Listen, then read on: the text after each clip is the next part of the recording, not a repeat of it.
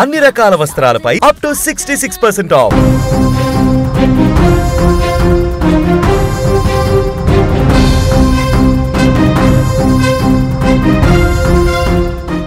అందరికీ నమస్కారం. నేను Swaroopa Potlapalli. Welcome to Suman TV. Bigg Boss fame Siri Hanumanthu తన బాయ్ ఫ్రెండ్ అయిన శ్రీహాన్తో కలిసి వరలక్ష్మి వ్రతం చేసుకోవడం అనేది ఇప్పుడు సోషల్ మీడియాలో హాట్ టాపిక్గా మారింది.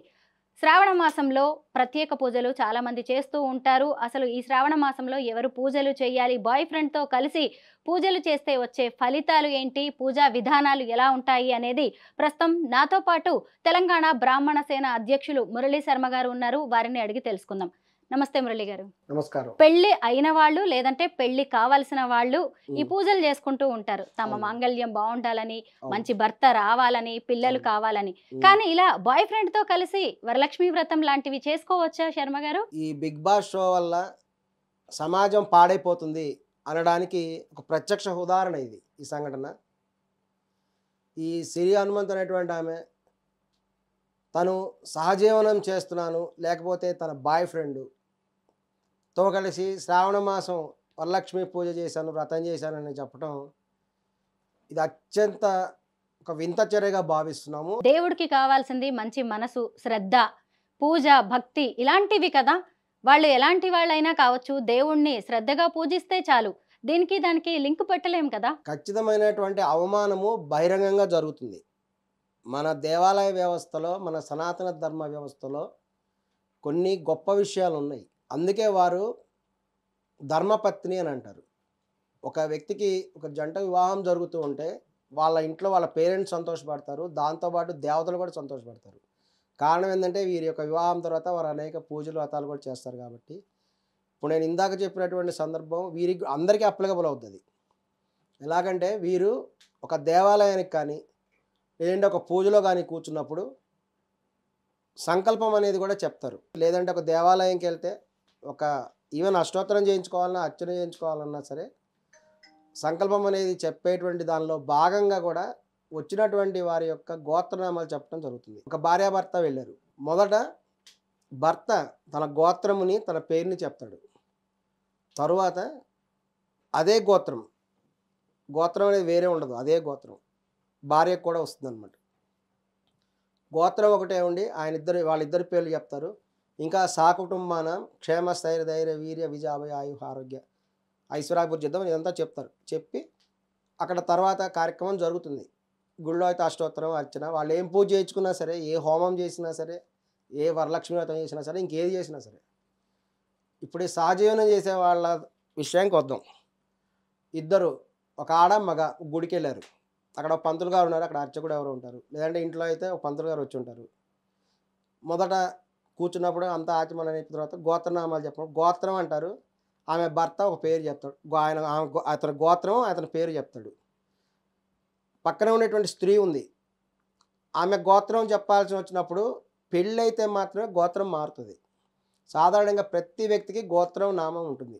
నామం అంటే పేరు, గోత్రము పేరు ఉంటుంది. ఈ గోత్రం అనేటువంటిది వంశపారంపర్యంగా వస్తుంది. ఇది పితృస్వామ్య దేశం మంది. సాధారణంగా ఏంటంటే తండ్రి గోత్రమే కొడుకు వస్తుంది, తండ్రి గోత్రమే కూతురికి కూడా వస్తుంది అనమాట. తల్లిదండ్రుల ద్వారా ఈ గోత్రం అనేది వస్తుంది ప్రతి వాళ్ళకి కూడా. సో ఒక ఆడపిల్ల విడిగా పూజ చేయించుకున్న గోత్రనామాలు చెప్తుంది పెళ్లి కాకముందు, ఎందుకంటే తండ్రి గోత్రమే చెప్తుంది, తల్లిదండ్రుల ద్వారా గోత్రం వస్తుంది. పెళ్ళి వంతు జరిగిన తర్వాత ఆమె గోత్రం మారిపోతుంది. అప్పుడు చెప్తారనమాట భర్త గోత్రమే భార్యకు వస్తుంది అనమాట. అంటే పెళ్ళికి ముందు వేరే గోత్రం ఉంటుంది, పెళ్లి తర్వాత భర్త గోత్రం ఆమె. వాళ్ళిద్దరు దంపతులయ్యారు కాబట్టి వాళ్ళకి పిల్లలు పుడితే బాబు కానీ పాప కానీ వాళ్ళకి మళ్ళీ తల్లిదండ్రుల గోత్రం ఇలా వస్తుంది అనమాట. ఇప్పుడు ఈ సహజీవనం చేసుకునే వాళ్ళు వెళ్ళారు, గోత్రనామాలు చెప్పమన్నారు. భర్త చెప్పాడు భారద్వాజ గోత్రం వేస్తే సో ఆయన పేరు ఏదో చెప్పాడు. ఆ పక్కనుండే స్త్రీ ఏం చెప్తుంది అప్పుడు? సపరేట్ గోత్రం, పుట్టింటి గోత్రం లేదంటే మ్యారీడ్ కూడా ఉండొచ్చు. చుట్టుపక్కల 10 మంది ఉన్నప్పుడు భర్త ఆ మగాయన ఏమో టక్క చెప్పేసి నా గోత్రం ఇది పేరని చెప్తాడు. పక్కన ఉండే ఆడమే ఎవరు అంటే ఎవరు అనేటువంటి సహజీవనంలో ఎవరంటే ఏమని చెప్తారు? పెళ్లి చేసుకుంటే నా భార్య అండి అని చెప్తాడు. మరి భార్య అనే పదం బహిరంగ ఎందుకు వాళ్ళకపోయాడు? శర్మ గారు, మీరు ఎన్నో పూజలు వ్రతాలు చేయిస్తూ ఉంటారు కదా. శ్రావణ శుక్రవారం పూజ అనేది ఎలా చేసుకోవాలి, ముఖ్యంగా వరలక్ష్మి వ్రతం? ఇప్పుడు మన దేశంలో ఈ యొక్క సనాతన ధర్మ పరంపరలో కూడా అనేక రకాలైనటువంటి ఋతువులు వస్తుంటాయి. వాటికి అనుగుణంగా కూడా ఈ యొక్క వ్రతాలు అనేటువంటి డిజైన్ చేయబడ్డాయి. అందుకే ఈ యొక్క సనాతన ధర్మం మీద అనేక మంది ఎటువంటి ఆరోపణలు చేసినా కొన్ని వేల సంవత్సరాల నుంచి ఉన్నాయి, ఇంకా వేల సంవత్సరాలు కూడా ఉంటుంది సనాతన ధర్మం. ఎందుకంటే ఋతువులు బట్టి కూడా ఈ యొక్క వ్రతాలు చేయటం అనేది కూడా జరుగుతుంటుంది. నెలలను ఇప్పుడు మన భాషలో నెలలు ఉంటాయి కదా, జనవరి ఫిబ్రవరి అంటాం, వేరే ఉంటాయి. ఈ శ్రావణ మాసం అంటారు అక్కడ. శ్రావణ మాసంలో ఏంటంటే వర్షాకాలం స్టార్ట్ అవుతుంది, అన్నీ కూడా పుష్పాలు కూడా పుష్పిస్తుంటాయి. ఇది ఒక శుభకరమైనటువంటి సమయం కాబట్టి ఈ యొక్క శ్రావణ మాసంలో వివాహాలు కూడా జరుగుతుంటాయి. ఇప్పుడు కనుక చేస్తే వాళ్ళకి తర్వాత పిల్లలు పుట్టడం కూడా చాలా అనుకూలంగా ఉంటుంది అన్నమాట. అందుకని అనేక దృక్పథాలు ఆలోచించి కూడా ఈ ఒక్కటి ఏర్పడతాయి. మెయిన్ శ్రావణ మాసంలో ఏంటంటే వరలక్ష్మి వ్రతం అనేటువంటి అత్యంత ఒక ప్రాముఖ్యంగా ఉన్నటువంటి ఒక వ్రతము. ఇది మెయిన్ ఏంటంటే వివాహిత స్త్రీలు మాత్రమే చేస్తారు. వివాహిత స్త్రీలు లక్ష్మీదేవి కటాక్షం కోసం చేస్తారు. లక్ష్మి అంటే ఏంటంటే అష్టలక్ష్మి. లక్ష్మి అంటే చాలామంది డబ్బు అనుకుంటారు. డబ్బు ఒక్కటే కాదు లక్ష్మి, అనేకం. అనేకం అంటే ఏంటంటే ధాన్యలక్ష్మి, ధనలక్ష్మి, ధాన్యలక్ష్మి, సంతానలక్ష్మి, ధైర్యలక్ష్మి, ఇట్లా అనేక అష్టలక్ష్ములు ఉంటారు అన్నమాట వీళ్ళు. అవందరూ కావాలని కోరుకుంటారు. ఈ యొక్క వ్రతం చేయడం కారణం ఏంటంటే మెయిన్ అదే. భార్యాభర్తలు ఇద్దరు కలిసి సంతానం కలగాలి అంటే సంతాన లక్ష్మి, ధనం ఉండాలి. అన్ని సందర్భాల్లో ధనం ఉంటే సరిపోదు. కొంతమంది కోటీశ్వరులు ఉంటారు, కోట్ల రూపాయల ఆస్తులు ఉంటాయి, పిల్లలు ఉండరు. ప్రయోజనం ఏంటి? ఆ కోట్ల రూపాయలు ఏం చేసుకోవాలి? ఇప్పుడంతా చూసాం కదా, ఫెర్టిలిటీకి వెళ్తున్నారు, వాళ్ళ చుట్టూ తిరుగుతున్నారు, అది వేరే విషయం. కానీ సంతాన లక్ష్మి అక్కడ లేదు, లక్ష్మీదేవి లేకపోవడమే. ఇంక మొన్న కరోనా టైంలో చూసుంటారు, చాలామంది దగ్గర కోట్ల రూపాయల డబ్బులు ఉన్నాయి, తినడానికి తిండి లేవు. కొంతమంది దగ్గర బియ్యం దొరకలేదు, ఫుడ్ ప్రాబ్లం పడ్డ వాళ్ళు చాలామంది ఉన్నారు, సామాన్ దొరక్క. ఇంకొక ఎగ్జాంపుల్, పెద్ద వరదలు వచ్చాయి అనుకుందాం. ఇప్పుడు అక్కడెక్కడ కాశీలో వరదలు వస్తున్నాయి. ఇప్పుడు అక్కడ మనం బాగా డబ్బున్నోడు ఉంటాడు, కోటీశ్వరుడు ఉంటాడు, కానీ బియ్యం దొరకవు, తినడానికి తిండి దొరకదు వరదలు వచ్చిన కొన్ని సందర్భాల్లో. అంటే ధాన్యం. సో ఈ విధంగా లక్ష్మీదేవి అనేటువంటిది అనేక రూపాల్లో ఉంటుంది, అష్టలక్ష్మి రూపంలో ఉంటాయి. వీటన్నిటి కోసం పొందాలి అనేటువంటి ఉద్దేశంతో ఈ యొక్క వరలక్ష్మి వ్రతం చేస్తారు. ఖచ్చితంగా వీటి ద్వారా కూడా వాళ్ళు అనుకున్నటువంటి సాధిస్తారనమాట. మరి పెళ్లి కాని స్త్రీలు చేయొచ్చా అంటే, వివాహం కానటువంటి స్త్రీలకు కూడా వాళ్ళకి కొన్ని గౌరీ పూజలు అని ఉంటాయి. వారికి ఉండేటువంటి వ్రతాలు కొన్ని ప్రత్యేకంగా ఉంటాయి. వివాహం కోసం చేసేటువంటి వ్రతాలు మంగళవారం రోజు చేస్తారు, వాళ్ళ పూజలు వేరే ఉంటాయి, వ్రతాలు వేరే ఉంటాయి. తమ యొక్క జీవితంలో వేరువేరు సందర్భాల్లో వేరువేరు కోరికలకి వేరువేరు ఉన్న డిఫరెంట్ పూజలు కూడా వ్రతాలు అనేవి ఉంటాయి అన్నమాట. అనేక సందర్భాల్లో కొంతమంది వ్రతం చేస్తారు, తమ భర్త వేరే ఆడవాళ్ళని చూడకూడదని వ్రతం చేసేవాళ్ళు ఉన్నారు, అదొక వ్రతం కూడా ఉంది. ఇట్లా చాలా ఉన్నాయి వ్రతాలు. ఇందులో ఈ వరలక్ష్మి వ్రతం అనేటువంటిది మెయిన్ ఏంటంటే శుభకరం. ఇది ఎవరైతే చేశారో వాళ్ళ సమస్త కోరికలు కూడా తీరుతాయి, వాళ్ళకి అష్టలక్ష్మి యొక్క కటాక్షం కూడా లభిస్తుంది. కాబట్టి తప్పనిసరిగా కూడా శ్రావణ మాసంలో ఆడవాళ్ళు వ్రతం చేయటం అనేది శుభకరం. ఇప్పుడు మీరు చెప్పారు కదా, మంగళవారం గౌరీ వ్రతం చేస్తారు పెళ్లి కావాల్సిన ఆడపిల్లలు అని చెప్పి, మంచి భర్త కావాలి అని, మంచి జీవితం కావాలి అని కోరుకుంటారు. అయితే ఇప్పుడు సిరి హనుమంతు కూడా ఎలాగో త్వరలో పెళ్లి చేసుకోబోయే వాళ్ళమే కదా అని శ్రీహాన్తో కలిసి పూజ చేసింది అనుకోవచ్చు కదా, అందులో తప్పేముంది? ఏ వ్రతం చేసింది అనేది తెలియదు. ఒకవేళ వరలక్ష్మి వ్రతం అనేటువంటిది కనుక చేస్తే మటుకు ఖచ్చితంగా కూడా చెప్తున్నామండి, దీన్ని ధర్మపత్ని అనేటువంటిది రాదు. ఎందుకంటే అక్కడ క్లియర్గా సంకల్పంలో వస్తుంది. లేదంటే వేరువేరుగా కూడా చేయొచ్చు. ఇప్పుడు ఒకవేళ భర్త తన దగ్గర లేడు, భర్త వేరే చోట ఉన్నాడు అనుకోండి, కొన్ని సందర్భాల్లో వివాహిత సింగిల్గా కూర్చొని కూడా వరలక్ష్మి వ్రతం చేయొచ్చు. మరి ఆ శ్రీయాన్ అనేటువంటి అతను వివాహితుడా కాదో తెలియదు. పెళ్లి చేసుకోబోయే వాళ్ళు వీళ్ళిద్దరు, అతను పెళ్లి చేసుకునేవాడా లేకపోతే ఈయనతో కలిసి సహజీవనంగానే చేస్తూ ఉన్నట్లయితే అది వరలక్ష్మి వ్రతం అనేటువంటిది కూడా వాళ్ళు చేయకూడదు. దీన్ని అయితే తీవ్రంగా కూడా ఖండిస్తున్నాను. వాళ్ళు చేయడానికి వీల్లేదు. పూజ చేయాలంటే గుడికి వెళ్ళి దండం పెట్టుకోండి, అక్కడైనా సరే మీకు అవమానం ఎదురవుతుంది. సహజీవనం అనేటువంటి దాన్ని హిందూ మతం యాక్సెప్ట్ చేయదు, ఏ మతం కూడా యాక్సెప్ట్ చేయదు. మహిళలకి ఎంతో సంతోషంగా ఉత్సాహంగా అనిపిస్తూ ఉంటుంది. అలాంటి వాళ్ళు ఎలాంటి పూజలు చేసుకోవచ్చు?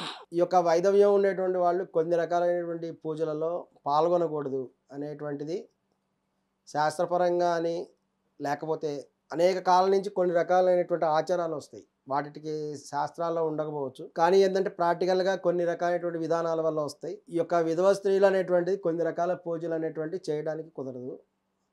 వాళ్ళు ఏంటంటే ఇంకా వ్యక్తిగతంగా వాళ్ళు పూజలు చేసుకోవాలి, వ్యక్తిగతంగా పూజలు చేయాల్సిందే. ఈ విధంగా బహిరంగంగా కొన్ని రకాల పూజలు చేయడానికి మటుకు అర్హత ఉండదు. శ్రావణ మాసం పూజల్ని ఉదయం చేస్తే మంచిదా, సాయంత్రం సమయాల్లో చేస్తే మంచిదా? సాధారణంగా శ్రావణ మాసం పూజలన్నీ ఉదయమే చేస్తారు. కానీ ఏందంటే సాయంత్రం పూట అయితే ఈ యొక్క బంధువుల్ని పిలుచుకోవడానికి వీళ్ళందరికీ కూడా అవకాశం ఉంటుంది కాబట్టి చాలామంది సాయంత్రం పూట చేస్తుంటారు. కానీ ఏంటంటే వాళ్ళు ఉదయం నుంచి ఉపవాసం ఉండాలి. ఉపవాసం ఉండి ఆ యొక్క వ్రతం కూడా చేయడం జరుగుతుంది. లేదు సాధారణంగా వాళ్ళ ఇంట్లోనే కూడా చేసుకుంటామంటే ఉదయం పూటే ఉదయం 12 లోపు చేసుకుంటే మంచిది. లేదు మేము సామూహికంగా అందరినీ పిలుచుకొని కొంతమంది వాయినాలు ఇచ్చేవాళ్ళు ఉంటారు. ఇంకా అనేక రకాలు ఉంటాయి. ఉన్నదంటే సాయంత్రం వరకు వాళ్ళు రోజంతా కూడా ఉపవాసం ఉండి ఇంకా సాయంత్రం పూట చేసుకునే వాళ్ళు కూడా ఉంటారు.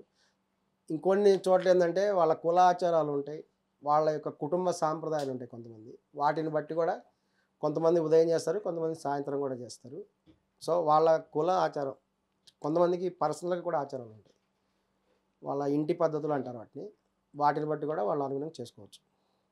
శర్మ గారు, ఇప్పుడు చాలా మంది సోషల్ మీడియా ఇన్ఫ్లుయెన్సర్స్ రకరకాలుగా వీడియోలు చేస్తున్నారు, రీల్స్ చేస్తున్నారు. ముఖ్యంగా ఈ పూజలు అనేవి కూడా వాళ్ళ వీడియోస్ కోసమై ఫేమ్ అవ్వడానికే చేస్తున్నారు. దీన్ని మనం ఎలా చూడాలి? మిమ్మల్ని పబ్లిసిటీ చేసుకోవాలంటే అనేక రకాలుగా చేసుకోవచ్చు. దయచేసి సంస్కృతి సాంప్రదాయాలకు ఇబ్బంది కలిగేటువంటి విధంగా కూడా ఏం చేయవద్దు. దీనివల్ల మీకు ఫేమ్ కంటే మీకే నష్టం ఎక్కువ జరుగుతుంది. ఇంకేందంటే కొంతమంది దేవుళ్ళు ఏంటంటే చాలా శక్తివంతులు ఉంటారు. వాళ్ళ వల్ల మీకు లాభం కంటే నష్టం ఎక్కువ జరిగే అవకాశం ఉంది. అందుకనే ధర్మ మార్గంలో వెళ్ళమని చెప్తారు. ధర్మో రక్షిత రక్షిత అంటారు. అందుకని అధర్మో రక్షిత రక్షిత అని ఎవరు అనలా. ధర్మాన్ని రక్షిస్తే ధర్మం మిమ్మల్ని కాపాడుతుంది. అంతేగాని సహజీవనం చేస్తాము, ఇంకా వేరే పిచ్చి వేషాలన్నీ చేస్తాము. ఆమె ఎవరో చెప్తుంది కదా, పిల్లల్ని కంటుందంటే కానీ పెళ్లి చేసుకోదంట. ఇటువంటి స్టేట్మెంట్లు ఇవ్వడం ద్వారా మీరు ఫేమస్ అవ్వాలనుకుంటే మీరు ఎటువంటి ఫేమస్ అవుతారో అర్థం కావట్లేదు. కానీ దేవుళ్ళు అనేటువంటి వాళ్ళు ఒక నిప్పు లాంటి వాళ్ళు. సనాతన ధర్మం ఒక నిప్పు వంటిది. నిప్పుతో జాగ్రత్తగా ఉండాలి. జాగ్రత్తగా ఉపయోగించుకుని నిప్పు అనేక రకాలుగా, అగ్ని అనేక రకాలు ఉపయోగపడుతుంది. కానీ నిప్పుతో అగ్నితో చెలగాటం అయితే మటుకు వాళ్ళే కాలిపోయే అవకాశం ఉంటుంది. భక్తి, పూజ, నోము, వ్రతం ఇవన్నీ కూడా వ్యక్తిగత విషయాలు. కాకపోతే కొన్ని రకాలైన పూజలు, వ్రతాలు, నోములు చేసేటప్పుడు ఖచ్చితంగా ఆ విధానాన్ని పాటించాలి అని శర్మ గారు చెబుతూ ఉన్నారు. Thank you so much Murali Sharma గారు. నమస్కారం.